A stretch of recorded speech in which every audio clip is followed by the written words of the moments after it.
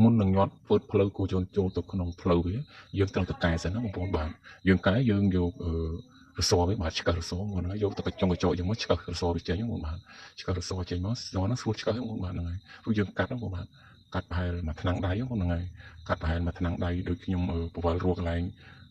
តំណវាបងបាទហ្នឹងហើយពវល់រੂកន្លែងតំណហើយយើងកាត់ខាងស្មើបងបាទកុំកាត់ខាងស្រួចហ្នឹងហើយនេះកាត់ខាងស្មើនេះបងបាទហ្នឹងហើយដែលខ្ញុំទាញហ្នឹងបាទខ្ញុំទាញបាទកាត់ប្រហែលមួយថ្នាំងដៃហ្នឹងមកបាទយកកត្រៃបាទបងប្អូនកត្រៃក៏បានឬមួយ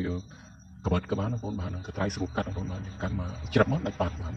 ដាច់ហើយក៏យើងយកមកបញ្ចូលមកវាវិញបាទបញ្ចូលរសវិញបាទពវល់ថយក្រោយមកជុំមកឬក៏យើងពវល់បញ្ចូលទៅបាទបងប្អូនពវល់បញ្ចូល2 3ជុំមកដូចខ្ញុំពវល់មកហ្នឹងហើយចូលអញ្ចឹងជាប់បាត់បងប្អូនហ្នឹងហើយជាប់ហើយក៏យើងញាត់បញ្ចូលក្នុងហ្វឺតវិញហ្នឹងបាទហ្នឹងហើយញាត់ចូលពីលើហ្វឺតហ្នឹងវិញបាទអាហ្នឹងគឺរសរឹបហ្វឺតបងបាទរឹបហ្វឺតហ្នឹងកុំឲ្យវាជ្រាបប្រេងបងហ្នឹងហើយហ្នឹងគួរយកនឹងអាស្រាខូចហ្វឺតយើងត្រូវតកែរសហ្នឹងបងប្អូនហ្នឹងហើយកែរសហ្នឹងបានវាអត់ស្រក់បងប្អូនហ្នឹងហើយ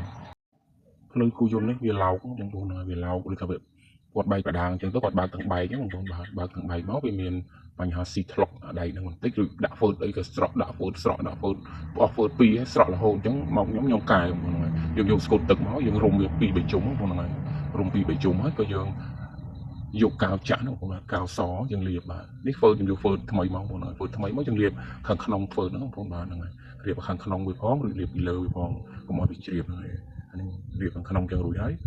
ខ្ញុំចាប់ផ្ដើមញាត់បញ្ចូលបងប្អូនបាទហ្នឹងហើយនេះខ្ញុំរៀបរួចហើយខ្ញុំចាប់ផ្ដើមញាត់ហ្នឹងបងប្អូនបាទញាត់ពើបញ្ចូលហ្នឹងបងប្អូនបាទពើបញ្ចូលជើងអុកបាទអុក3 4ដងអញ្ចឹងបងប្អូនហ្នឹងហើយអុក3 4ដងហ្នឹង